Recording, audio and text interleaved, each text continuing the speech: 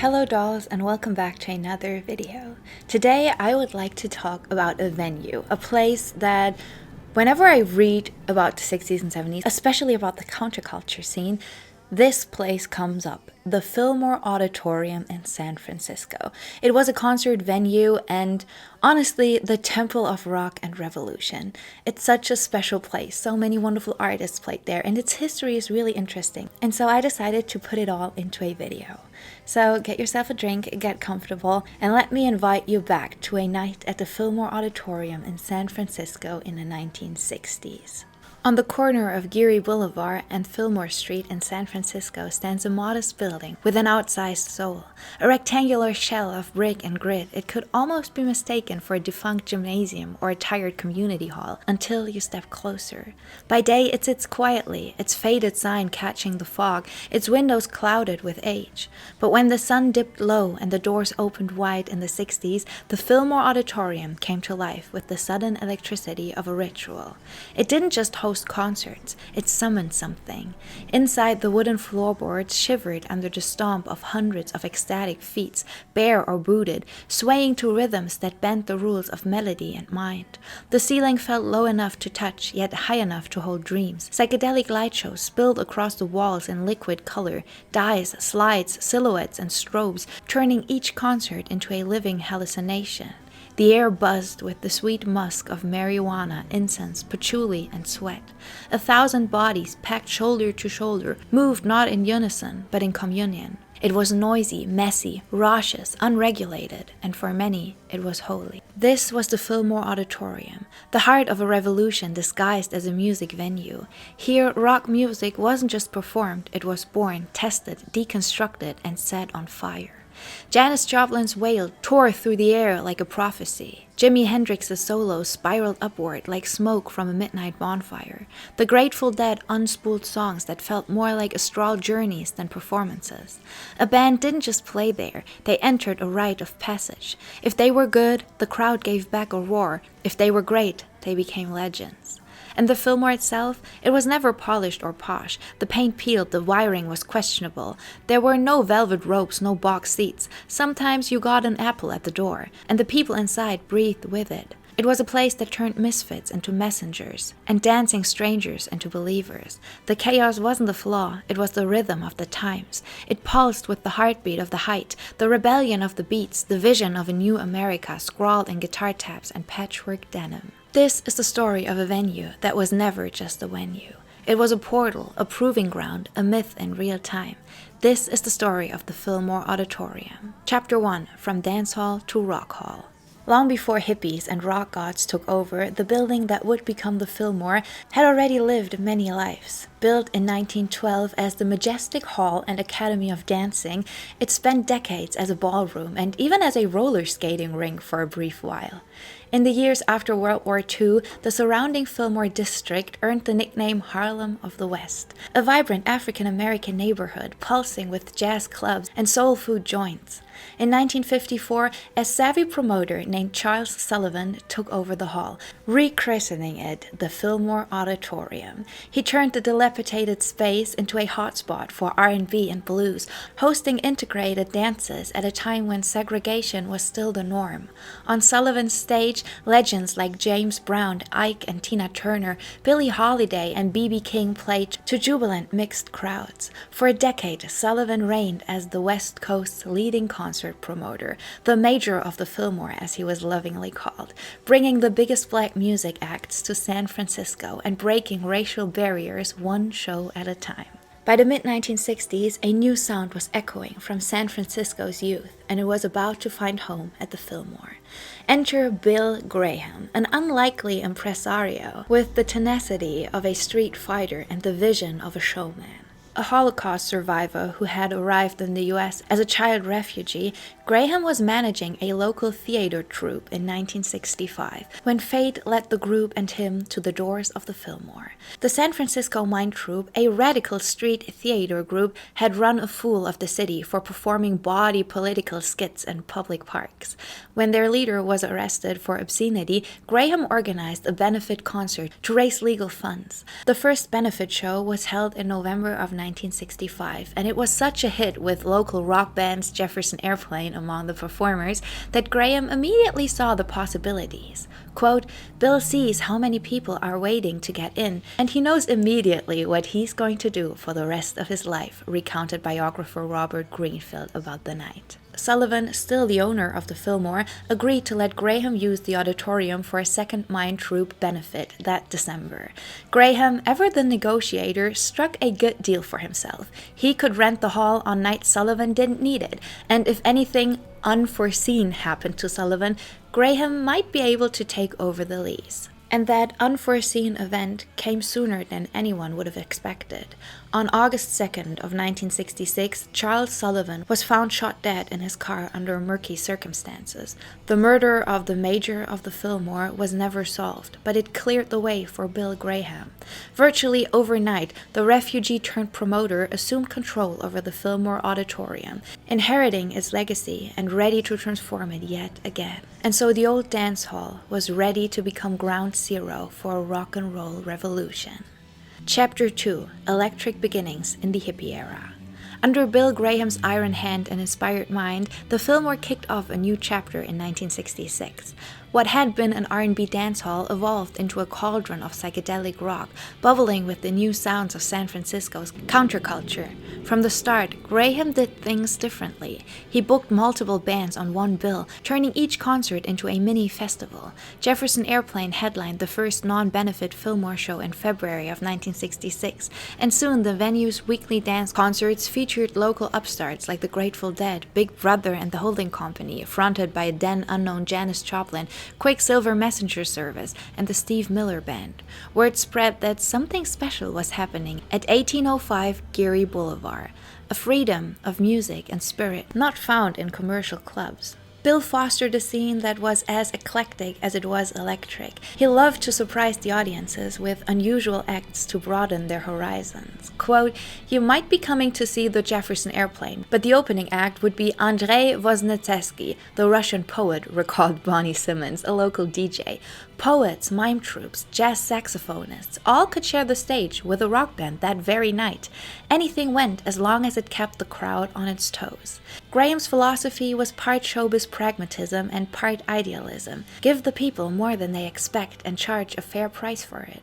Shows were often just $3 or $4 at the door for a night of several bands and hours of live music. Quote, "We used to say Bill Graham's presence was a family," one associate remembered. "A crazy mashup of artists and misfits, all under one roof." Graham ran that family with a firm grip. He might snarl at a musician for being too late one minute, and then in the next lend money to one that couldn't cover his rent. He was once described as a mix of Mother Teresa and Al Capone, and in these early days, that balance of nurturing and tough love helped the Fillmore scene flourish. The atmosphere at the Fillmore was equal parts concert and happening. Graham took inspiration from avant-garde pioneers to enhance the experience. In the spring of 1966, the hall hosted Andy Warhol's traveling multimedia show, The Exploding Plastic Inevitable, featuring the Velvet Underground amid strobe lights and dancers. Though the Velvet Underground's dark drone baffled the hippies, the Wild Light show gave Graham ideas. Soon he had a dedicated crew of light artists projecting bubbling oil dyes and surreal image behind the bands, making every show a feast for the eyes as well as the ears. Audience members often became part of the show, twirling dancers in tie-dye and bell-bottoms, spinning to the music in carefree abandon. It was not unusual to see folks drop to the floor in a spontaneous hippie dance circle, or for a girl with flowers in her hair to hop on stage and dance until a bemused Graham gently guided her off. The line between performer and spectator blurred in those nights. Despite the freewheeling vibe, Bill Graham was always in control behind the scenes. At one infamous acid test event in early 1966, essentially an LSD-fueled music party, he was the only sober adult in the chaos, headset on and a clipboard in his hand. When Jerry Garcia of the Grateful Dead got too high to remember to perform, Graham projected a cue on the wall: "Jerry Garcia, plug in." Jerry eventually stumbled on stage, only to find someone had knocked over his amplifier. The person on his knees, frantically reassembling Garcia's gear, was none other than Bill Graham himself. Jerry was touched by the gesture. He later recalled thinking, "What a great guy." But as biographer Greenfield notes, what Jerry didn't get is Bill just wanted to get the act on stage. Ever the pragmatist, Graham cared less about how far out things got as long as the show eventually went on. The Fillmore in 1966 had the feeling of a community living room for the counterculture. On any given night, you might rub shoulders with Hell's Angels bikers, Berkeley radicals, neighborhood kids, and bohemian artists from Haight-Ashbury, all under the spell of the music. And always prowling the aisles or perched by the sides of the stage was Bill Graham, a stocky figure with intense eyes, barking orders at his crew or personally tearing ticket stubs at the door. He took tickets, emceed the shows, and sometimes even handed out free apples to the crowd from a barrel at the entrance. A quirky tradition he started so that penniless hippies would have something to snack on. In Graham's mind, the Fillmore was his house and the audience his guests, but rude to anyone who abused his hospitality. He had no patience for fools, violence, or hard drugs inside his venue. The scene could get wild. It was the 60s after all. There was an unspoken trust that inside the Fillmore you respected the music and each other. As 1967 dawned, the famed Summer of Love, the Fillmore Auditorium was thriving, the beating heart of San Francisco's rock revolution. Chapter 3. The High Times of the 1960s. By 1967 and 1968, the Fillmore Auditorium had become legendary, a West Coast rock mecca on par with London's Marquee or LA's Whiskey A Go-Go. Virtually every major psychedelic and rock act of the era passed through its doors. The Grateful Dead treated the Fillmore as a second home, delivering marathon improvisational jams for their devoted Deadhead fans. Jefferson Airplane's Grace Slick belted her trippy anthems White Rabbit and Somebody to Love to packed houses here. Big Brother and the Holding Company unleashed Janis Joplin's raspy soul on astonished crowds. One critic likened Janis at the Fillmore to watching a flamethrower light up the stage. And it wasn't just locals. The Who, Cream, the Jimi Hendrix Experience, The Doors, Otis Redding, Aretha Franklin all played at the Fillmore, sensing it was the place to reach the new psychedelic generation. Concerts at the Fillmore were communal spectacles. The venue was usually general admission, no fixed seats on the main floor, so hundreds of kids would sit cross-legged or whirl in dances near the stage. Overhead, liquid light projections oozed and morphed in time to the music, bathing the room in swirling color. The scene was described as a church of rock and roll, and indeed, there was a kind of reverent madness in the air. People didn't just watch shows at the Fillmore, they experienced them together. During particularly transcendent solos, you might see audience members embracing or openly weeping with joy. It felt spiritual. As one writer put it, quote, "Dancing, drug-taking, and sexual adventure were all encouraged by music in defiance of laws. Music mattered because it granted permission to do things the state prohibited. And the Fillmore was a safe haven for exactly that freedom." And Bill Graham, ever the ringmaster, would heighten the drama, sometimes walking on stage before a headliner to growl at the crowd to move back if they were pressing too close, then introducing the band with a surprising flourish. Some nights have gone down in history. In June of 1967, just days after the Monterey Pop Festival, Jimi Hendrix played the Fillmore and set the crowd ablaze. Only about 800 people showed up, at $3.50 a ticket, since Hendrix was still new. Jimmy, in full psychedelic regalia, wooed those present by playing guitar with his teeth behind his back, even between his legs. After the set, he asked Bill Graham, "What did you think?" Graham bluntly replied, "Jimmy, you did everything but play." Jimmy took the criticism to heart. For the late show, he came back out and barely moved a muscle. He simply stood and played ferociously for 45 minutes, delivering what Graham would call the most brilliant music he'd ever heard. It was Jimmy's sly "fuck you" to the promoter, and also a revelation, the guitar god proving he didn't need theatrics to melt faces. Graham had to admit that night Jimmy shook the Fillmore to its core with pure artistry. Just as memorable was the night B.B. King, the great bluesman, found a new audience at the Fillmore. In February of 1967, Graham booked B.B. King to open for a young rock band. The 42-year-old King was nervous. He'd played the Fillmore before black audiences in the early 60s, but now it would be mostly white hippies and tie-dye. Quote, "This isn't the right place for me," B.B. told Graham, unsure if the crowd would care for blues. But Graham insisted and personally introduced him on stage with an enthusiastic, "Ladies and gentlemen, I bring you the chairman of the board, B.B. King." What happened next entered Fillmore lore. The audience of 3,000 rose to their feet and gave B.B. King an ovation that lasted nearly 5 minutes before he'd even played a single note. B.B. King stood there, stunned and overwhelmed as the young crowd cheered him like royalty. He ended up playing one of the best shows of his life, tears in his eyes, as he poured out his soul on Lucille, as he lovingly named his guitar.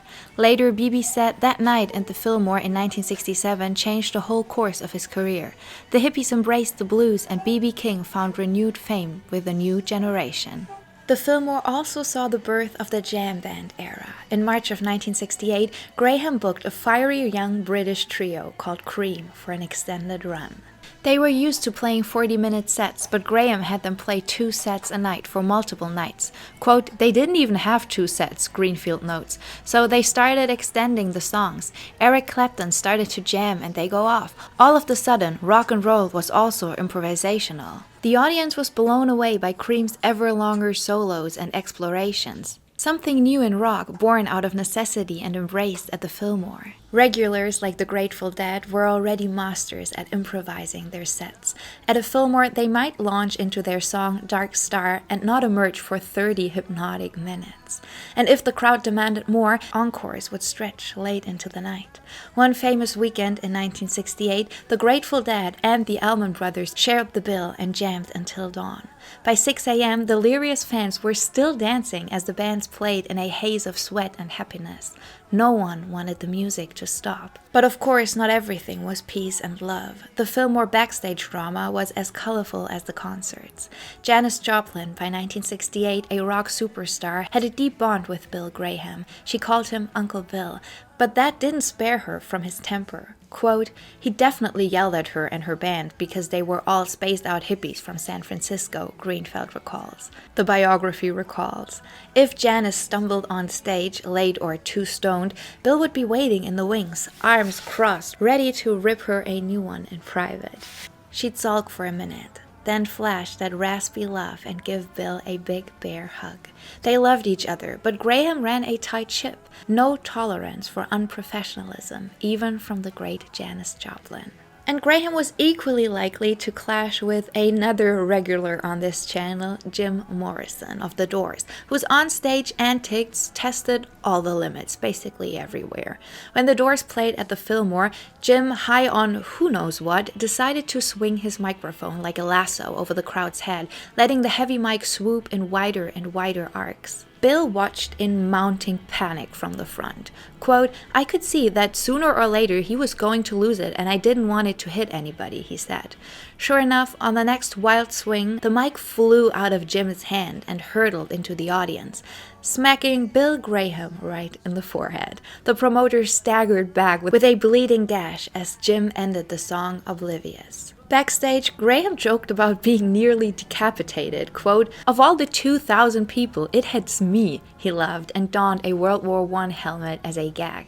The next time The Doors came around, Jim presented Bill with a shiny pith helmet at the show, a peace offering for the now famed mic incident. At the Fillmore, even the mishaps could become legends.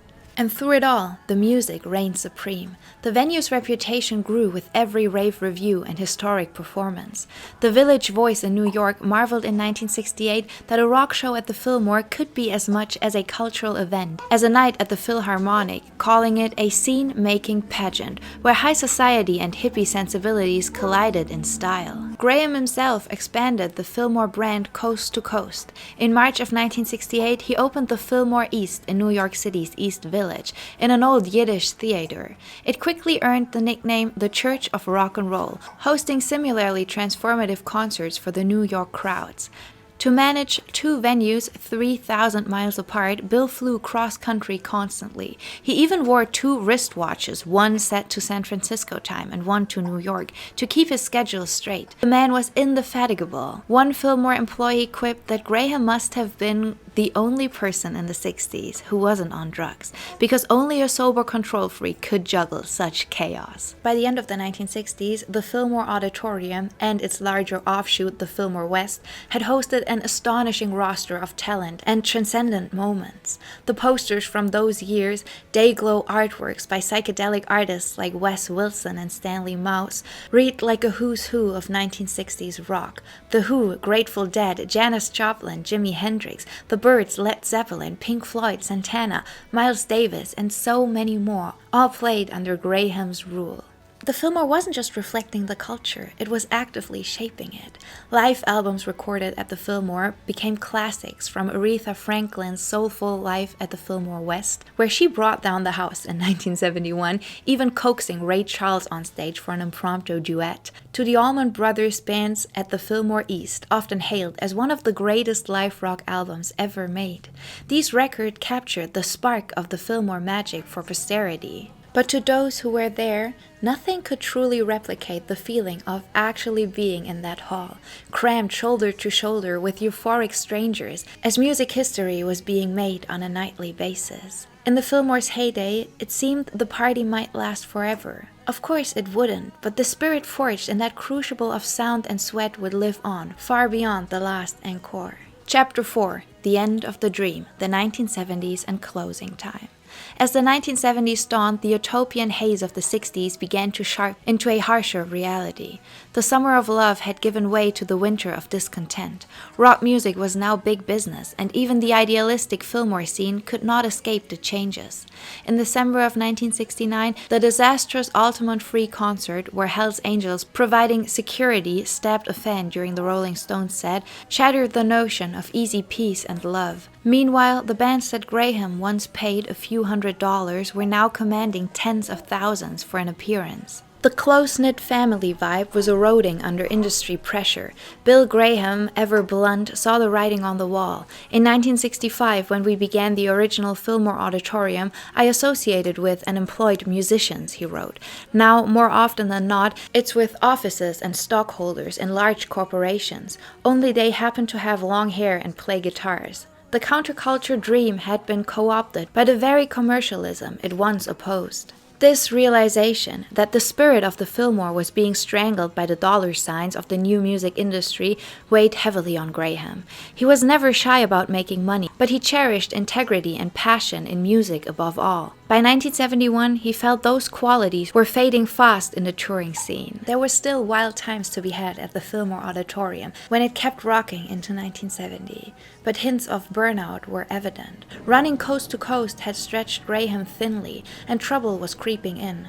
One night at the Fillmore East, a group of Hells Angels bikers muscled into the lobby, demanding entrance. Graham stood in the doorway, blocking a swarm of leather-clad toughs. Quote, "We're sold out, no seats left," he insisted.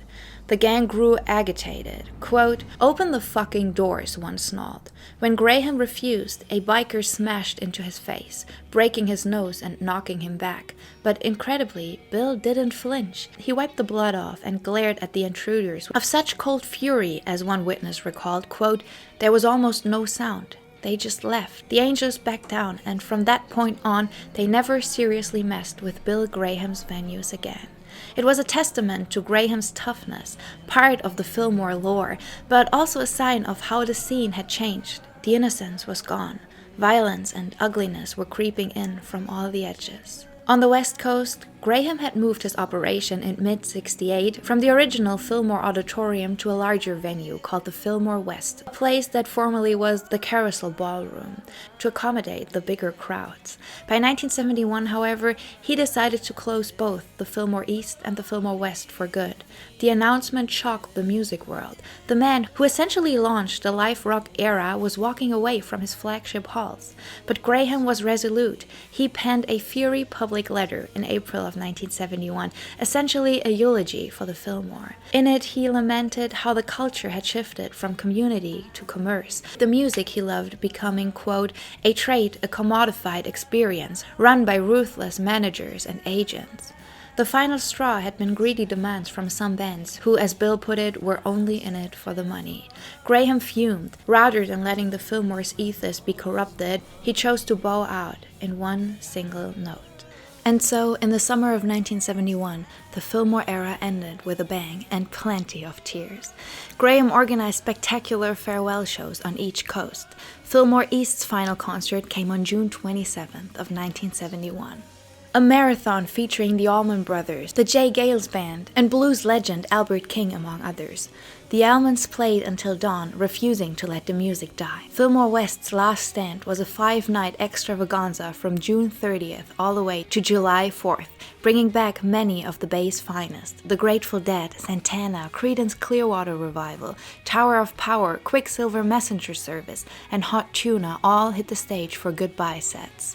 Backstage, emotions ran high. Musicians who had essentially grown up together in those halls hugged and cried. During the very last show, Graham himself took the mic to thank the community. Thousands of fans crammed in like family at a reunion, raised candles as the Fillmore's final song, fittingly Amazing Grace, floated through the auditorium. In the documentary Fillmore, The Last Days, you can see Graham walking through the empty hall after the lights came up, looking equal parts exhausted and relieved. He left a simple sign on the stage, closed, Thank you, San Francisco, 1965 to 1971. With that, the Fillmore Auditorium and Fillmore West closed its doors, and an era ended. It was as if Camelot had vanished overnight. San Francisco's psychedelic ballroom scene gave way to more corporate arenas and stadium tours. Graham himself would continue promoting. He started the large-scale Day on the Green Stadium concerts later in the 1970s, but the intimate, wild magic of the Fillmore could not be replicated. In later interviews, artists would speak of the Fillmore in reverent tones as a golden moment in time. Quote, "We were like one big family there," said singer Marty Borland of Jefferson Airplane. After that, everything got too big, too fast. Graham, never one for regret, stood by his decision. Quote, "The time was right to get out," he said. He had seen the high times and didn't want to watch his Fillmore decline into mediocrity. And as the 1970s rolled on with their arena rock excess, many would look back at the Fillmore's years as a magical, unrepeatable chapter in music history, short-lived but forever influential. Chapter 5: Legacy, Revival, and the Legend Lives On. For years after 1971, the original Fillmore Auditorium sat mostly quiet, a haunted shell on the corner of Geary and Fillmore. The neighborhood around it, once buzzing with jazz joints and thrift shops, struggled through redevelopment and change. The old hall was used sporadically under other names, briefly a punk club in the 80s called The Elite, but it was a far cry from its glory days as the Fillmore. Bill Graham, meanwhile, became one of rock and roll's premier promoters worldwide, putting on massive live tours and benefit concerts, from the band's Last Waltz in 1968 to Live Aid in 1985. He never forgot the Fillmore, though. In the late 1980s, Graham hinted at bringing it back, and he even started some renovations. Tragically, he never got the chance. In October of 1991, Bill Graham died in a helicopter crash, returning home from a concert. San Francisco mourned the loss of the larger-than-life impresario who had given the city so much music. The Civic Auditorium was renamed into the Bill Graham Civic Auditorium in his honor, and a crowd of over 300,000 people attended a free memorial concert in Golden Gate Park, the largest such tribute ever for a private citizen. Yet the Fillmore story wasn't over. In the early 1990s, Graham's production company, BGP, and local music lovers pushed to revive the hollowed halls.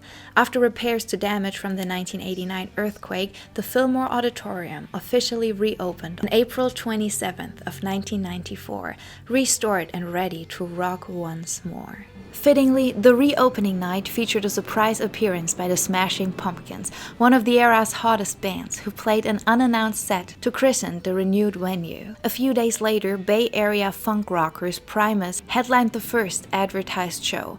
Walking into the reborn Fillmore, old-timers felt a jolt of nostalgia. The wooden dance floor was still there, the stage still intimate, and along the walls, framed posters from the 1960s reminded everyone of the building's illustrious past.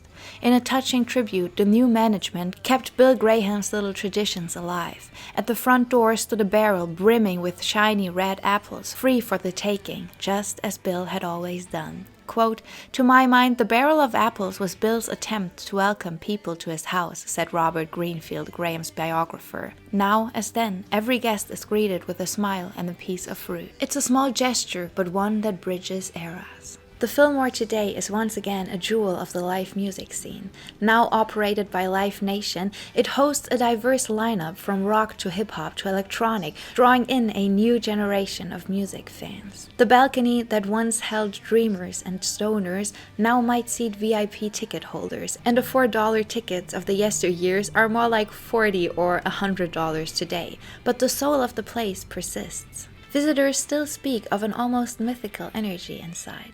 Quote, "Walk around the hallways yourselves," a staffer advises. "You'll feel the history." And indeed, the very marquee outside now includes a little Apple logo in neon, a nod to Graham's hospitality and the venue's continuity. Backstage, artists often request to see the poster room, an attic-like space where copies of every Fillmore show poster line the walls like a museum. Many famous musicians stood there gazing at the posters of Hendrix in 1968 or Otis Redding in 1966 and felt humbled to join the Fillmore's lineage. The Fillmore also continues the poster tradition. At many shows, attendees receive a custom poster on their way out, creating a tangible keepsake just as fans did in the 60s. The Fillmore's name and spirit have long spread far beyond San Francisco. Live Nation has opened clubs around the country borrowing the Fillmore moniker. From the Fillmore New York to the Fillmore Denver, Detroit, Philadelphia, and many more, these modern Fillmores try to import a bit of that magic. Intimate size, vintage decor, and yes, often a barrel of complimentary apples in the lobby. It's a testament to how influential Graham's original model was. While those venues create new stories, the San Francisco Fillmore remains the mothership, the one that started it all. To say we're playing at the Fillmore is to conjure the ghosts of rock legends and the expectations of an engaged, electric crowd. Bands often rise to the occasion, delivering particularly inspired performances on that historic stage. Live albums recorded at the Fillmore continue until today, and may I add, the venue's acoustic is superb. Yet, even as it thrives in the present, the Fillmore Auditorium never forgets its past. One can imagine that on a quiet night, when the amplifiers are cold and the crowd has gone, something of the past still lingers in the rafters. Perhaps the faint echo of a Janis Joplin cackle rings from the backstage bathroom, where she once downed Southern Comfort before a set. Maybe a whiff of incense or pot smoke materializes in the empty hall like a remnant of 1967. Staff have joked that the place is haunted, not by malevolent spirits, but by the exuberant energy of decades of extraordinary shows. As Graham's team once said of the Chelsea Hotel, the Fillmore's walls, too, absorb every secret, every confession, every whispered promise. Press your ear to the hardwood paneling on the stage, and you might still catch the echo of Jerry Garcia's guitar, or Pete Townshend's amp humming, or 1,000 voices singing along to Hey Jude in 1970. More than 60 years after Charles Sullivan first hung the Fillmore sign, the legend of the Fillmore lives on, in brick and timber, and in myth and song. It lives on each time a wide-eyed teenager walks in and imagines the spot where Jimi Hendrix set his guitar ablaze, figuratively, if not literally, or where Jim Morrison's flying microphone nearly KO'd Bill Graham.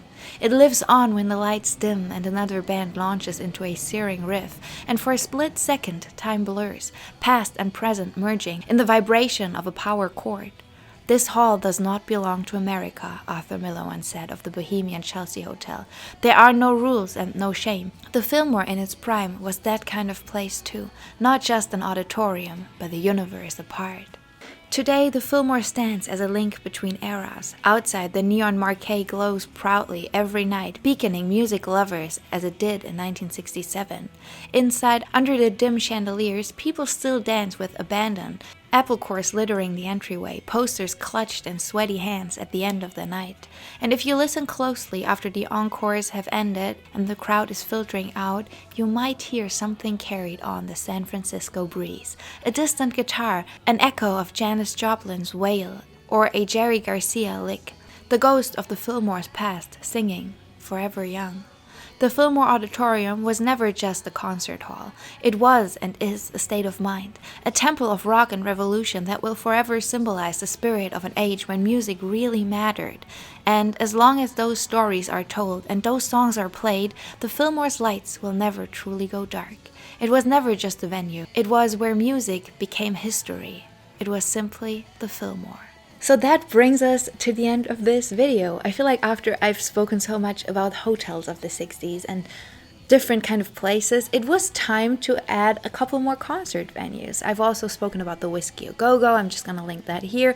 But if there are any more venues you would like me to talk about, let me know, because there are some places that definitely made history. And I do truly believe that a lot of the music scene in the 60s in San Francisco wouldn't have existed and wouldn't have thrived in the way that it did if it wouldn't have been for Bill Graham and the Fillmore Auditorium. This was his life's work. This was what he poured his heart and soul into every single day. And I love that the Fillmore is so legendary that we still talk about it. And I've read so many biographies from the 60s and 70s, and whoever played it always recalls the very special magic that that place held. I really hope that one day I make it to San Francisco. It's on my bucket list of places that I want to go, but with a toddler and a newborn, we're not traveling that far right now.